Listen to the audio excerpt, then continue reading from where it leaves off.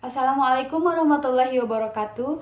Nama saya Dinda Rahayu, NPM 222153063 dari kelas Fisika 1B. Saya akan menjelaskan tentang fungsi bahasa. Yang pertama, sebagai alat komunikasi, yaitu penyampaian pesan atau makna oleh seseorang kepada orang lain. Yang kedua, fungsi ekspresif, yaitu bahasa digunakan dalam mengungkapkan perasaan atau emosi seperti rasa gembira, senang, kesal, sedih, dan sebagainya. Yang ketiga, sebagai fungsi estetis, yaitu fungsi keindahan dari dalam karya sastra yang ditampilkan melalui penggunaan bahasa-bahasa yang indah dan memikat. Yang keempat, fungsi informatif, yaitu fungsi bahasa yang menginformasikan sesuatu, memberikan pernyataan atau menjelaskan sesuatu kepada orang lain. Yang kelima, sebagai fungsi, alat fungsional, yaitu bahasa dapat dijadikan sebagai alat untuk mencapai tujuan tertentu ataupun mempengaruhi orang lain. Yang keenam, yaitu fungsi hayalan atau imajiner, yaitu bahasa dapat dijadikan sebagai alat untuk mencapai tujuan tertentu ataupun mempengaruhi orang lain. Yang ketujuh, fungsi emosional, atau bahasa dapat membangkitkan emosi atau bahkan menggerakkan tingkah laku seseorang.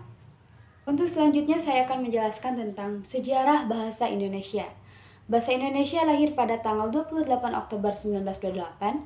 Pada saat itu, para pemuda dari berbagai pelosok Nusantara berkumpul dalam kerapatan pemuda dan berikrar Sumpah Pemuda. Unsur yang ketiga dari Sumpah Pemuda merupakan pernyataan tekad bahwa bahasa Indonesia merupakan bahasa persatuan bangsa Indonesia. Pada tahun 1928 itulah bahasa Indonesia dikukuhkan kedudukannya sebagai bahasa nasional. Bahasa Indonesia dinyatakan kedudukannya sebagai bahasa negara pada tanggal 18 Agustus 1945 karena pada saat itu Undang-Undang Dasar 1945 disahkan sebagai Undang-Undang Dasar Negara Republik Indonesia. Dalam Undang-Undang Dasar 1945 disebutkan bahwa bahasa negara ialah bahasa Indonesia. Keputusan Kongres Bahasa Indonesia II tahun 1954 di Medan antara lain menyatakan bahwa bahasa Indonesia berasal dari bahasa Melayu. Bahasa Indonesia tumbuh dan berkembang dari bahasa Melayu yang sejak zaman dulu sudah dipergunakan sebagai bahasa perhubungan atau lingua franca. Bukan hanya di Kepulauan Nusantara, melainkan juga hampir di seluruh Asia Tenggara. Bahasa Melayu mulai dipakai di kawasan Asia Tenggara sejak abad ke-7. Bahasa Melayu menyebar ke pelosok Nusantara bersamaan dengan menyebarnya agama Islam di wilayah Nusantara. Bahasa Melayu dipakai di mana-mana di wilayah Nusantara serta makin berkembang dan bertambah kukuh keberadaannya. Bahasa Melayu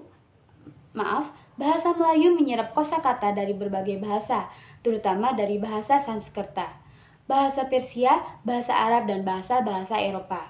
Bahasa Melayu pun dalam perkembangannya muncul dalam berbagai variasi dan dialek. Perkembangan bahasa Melayu di wilayah Nusantara mempengaruhi dan mendorong tumbuhnya rasa persaudaraan dan persatuan bangsa Indonesia. Komunikasi antar perkumpulan yang bangkit pada masa itu menggunakan bahasa Melayu.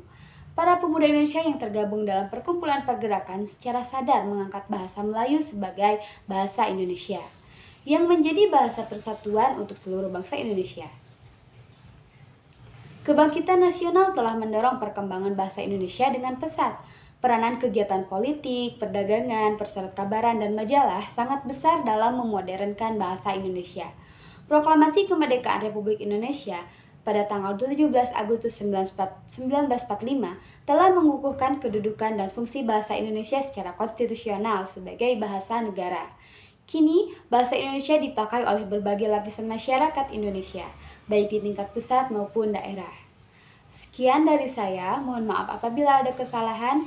Terima kasih. Wassalamualaikum warahmatullahi wabarakatuh.